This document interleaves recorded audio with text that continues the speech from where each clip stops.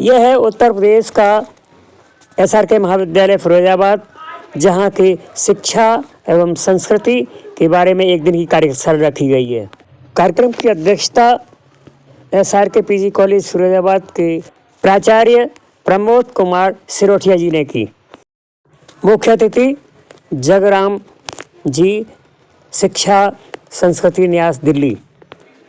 कार्यक्रम संयोजिका डॉक्टर उदारता शर्मा। सह संयोजन सहयोग ब्रज कुमार शर्मा, यादवेंद्र, अमित कुमार शर्मा, पंकज भारद्वाज, डॉक्टर नवीन कुमार लवानिया, रितु शर्मा, नित्य प्रकाश, डॉक्टर वंदना सिंह, व्योमेश यादव, डॉक्टर आलोक प्रताप सिंह, डॉक्टर पूनम तोमर और पवन तैनूरिया। पेश है वेस्ट इंडिया न्यूज़ की लाइव रिपोर्ट।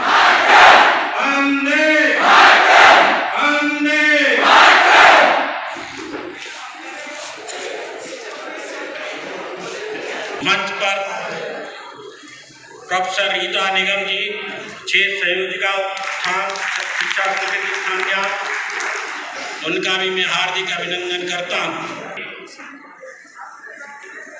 बहुत सहृदय सज्जन डॉक्टर विनय कुमार गोयल जी हमारे सह सचिव भी हैं, मैं उनका करता हूँ।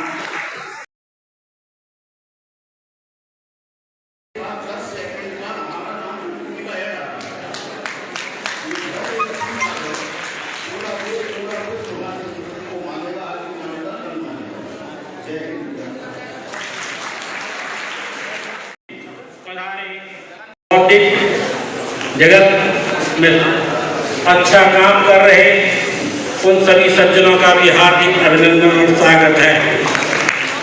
अभिनंदन और स्वागत है। और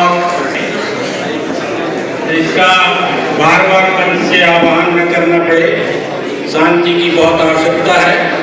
और मुझे बहुत गर्व है कि भारत की जो नई शिक्षा नीति, राष्ट्रीय शिक्षा नीति 2020 जो आप देख रहे हैं, उसमें शिक्षा संस्कृति उत्थान न्यास का बहुत बड़ा योगदान है। शिक्षा संस्कृति उत्थान न्यास, ऐसे हमारे डॉक्टर साहब परिचय देंगे, ये काफी लंबे समय से एजुकेशन के क्षेत्र में काम कर रही है। पहले शिक्षा बचाओ अभियान के रूप में थी, और मैं समझता हूँ भाई साहब 2009 से ये 2008 से 7 से शिक्षा संस्कृति उत्थान न्यास के रूप में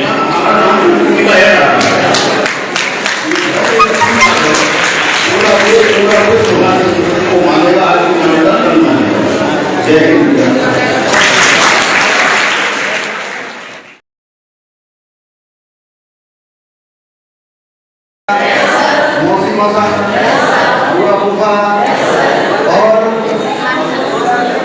सब देखा है ना। अरे आप हंसते क्यों हो? मैं तो प्यार से पूछ रहा हूँ, आप हंसना तो हंसना। देखो हंसने वाले बच्चे अच्छे होते हैं, लेकिन असल में हंसना अच्छा नहीं होता ना। आपने अपना घर देखा है ना, उसमें 2 दरवाजे हैं, देखा है? आपके घर में 2 दरवाजे हैं, 13 सीढ़ी है। आपके घर में कितनी सीढ़ी है? 13। कितनी सीढ़ी है? खड़े होकर बोलो जोर से, कितनी सीढ़ी है? वेरी गुड, बैठ जाओ, ताली बजाओ इसके लिए जोरदार।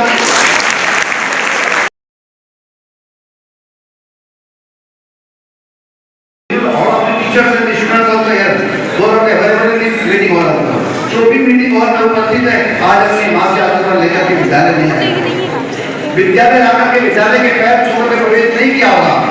अगर ये मंदिर था तो मेरा घर मंदिर होना चाहिए था, पहले घर मंदिर होता तो मेरा विद्यालय मेरे लिए मंदिर बन जाता।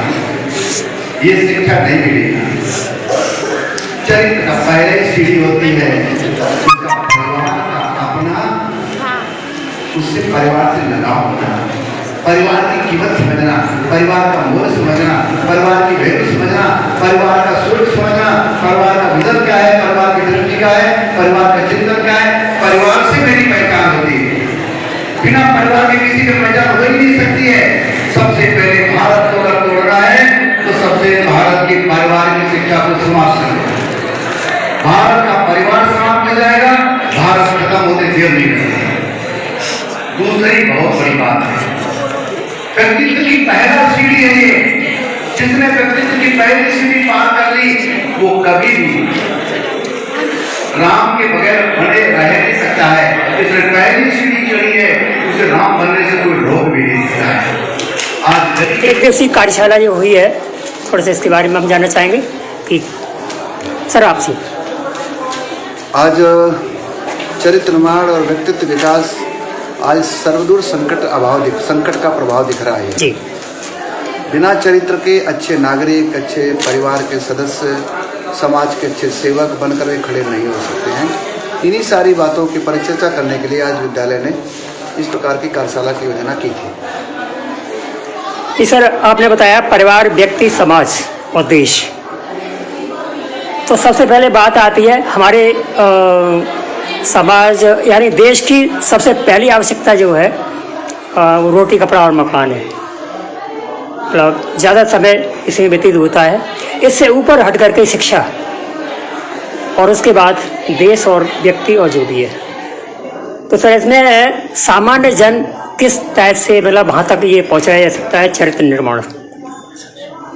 पहली सीढ़ी परिवार से शुरू होती जी। है।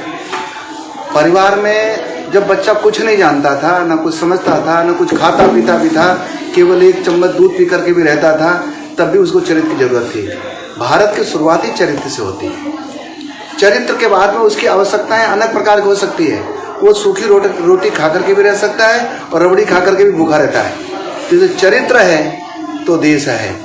चरित्र की शिक्षा के बगैर भारत का उत्थान और वैभव संप्रदा जैसी खड़ी हो सकती, वो संभव नहीं हो सकती। इसलिए पहली शिक्षा रोटी कपड़ा मकान नहीं हो सकती है। रोटी कपड़ा मकान ये आवश्यकता है। चरित्र जीवन की एक मूल आधारशिला है। बिना चरित्र के व्यक्ति अच्छा नहीं बन सकता है। अच्छा नहीं बन सकता है तो भोगी विलासी बन करके वो राष्ट्र का उत्थान निर्माण नहीं कर सकता। इसलिए चरित्र के बगैर भारत का कोई भी सपना साकार होने की संभावना नहीं हो सकती। चरित्र निर्माण की बात चल रही है सर, तो राम हमारे आदर्श हैं और आज पूरा देश राममय हो रहा है। तो इतना इससे देश को क्या लाभ होगा? राम राष्ट्र है जी। राम एक वो परिवार की मिसाल है जिन्होंने उस डूबते संकट से भी परिवार को बचा लिया। शायद राम जैसा धीरवीर पुरुष नहीं होता तो शायद रघुकुल टूट गया होता। राम जैसा धीरवीर पुरुष नहीं होता तो उसमें धर्म का सर्वथा लोप हो गया होता। राम जैसा धीरवीर पुरुष नहीं होता तो समाज के समस्त कुरीतियां, अनाचार जितने फैले हुए थे, विसंगतियां थी, भेदभाव था, समाप्त नहीं होता। राम ही थे जो राष्ट्र पुरुष बनकर के भारत में खड़े हुए। इसी कारण से राम के प्रत्येक काम को राम राज्य की श्रेष्ठ महिमा मान करके समाज ने पूजा। राम ही सर्व कुछ है, राम ही परिवार है, राम ही समाज है, राम ही राष्ट्र है, राम ही सारे देश के उत्थान के साधन है। राम के बगैर तो भारत के श्वास की कल्पना करना भी निरर्थक हो जाती है। क्या रामराज की पुनरावृत्ति हो सकती है? अवश्य हो सकती है जी। राम है तो राम राज्य है। राम राज्य अपने आप आ जाएगा। आप अपनी मर्यादा में चलने लगे, राम राज जाएगा। आज राम के कारण से वे लोग भी राम राम करने लगे हैं जो कल राम को गाली देते थे। आज कश्मीर से लेकर लद्दाख से लेकर के कन्याकुमारी तक हर कोई राम के गीत गाता है। हिंदू राष्ट्र की परिकल्पना कितना सार्थक होगी? हिंदू राष्ट्र पहले से ही है, बनाया नहीं जा सकता है। तम देव निर्वतम देशम पहले से बना हुआ है। कुछ लोग घबरा क्यों रहे हैं? घबरा वो रहे हैं जिनको लगता है कि मैं यहाँ पर इसका लाभ लेने के लिए आया हूँ, इसका भोग करने आया हूँ। पुत्र बनकर रहने वाले व्यक्ति को डर नहीं लगता है। जो आक्रांता बनकर रहना चाहता है, शोषण करना चाहता है, इसका अपराध बलात्कार करना चाहता है, उनको डर लगता है। पापियों को राम से डर है, पापियों को राम के राज्य से डर है। भारत के पुत्रों को राम के राज्य से सुख है, शांति है। मंदिर निर्माण कुछ लोग मानते हैं राजनीति से प्रेरित है, तो कुछ लोगों को मानने दो जी। कुछ लोग तो रावण भी थे, कुछ लोग तो दुर्योधन भी थे, कुछ लोगों को कुछ तो लोग कहेंगे। लोगों को काम कहना, आप कहने दो।